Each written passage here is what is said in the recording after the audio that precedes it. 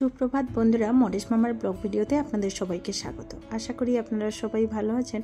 কয়েকদিন থেকে ট্রেনিংয়ের জন্য আমরা যাচ্ছিলাম বসিরহাট হসপিটালে কয়েকদিন ডিউটিও হচ্ছিল। আমাদের বসিরহাট হসপিটালের মধ্যে কিছু পোস্টার লাগানো ছিল এবং ওই পোস্টারের মধ্যে কিছু গুরুত্বপূর্ণ ইনফরমেশান ছিল, যেগুলো আমাদের সাধারণ মানুষের চলার পথে খুবই প্রয়োজনীয়। তাই এই ইনফরমেশানগুলো আপনাদের সামনে তুলে ধরলাম। অবশ্যই ভিডিওটি পুরোটা দেখবেন এবং এই হসপিটালে কোন দিন কোন কোন ডক্টর বসেন সেটার ইনফরমেশানও দেওয়া থাকলো।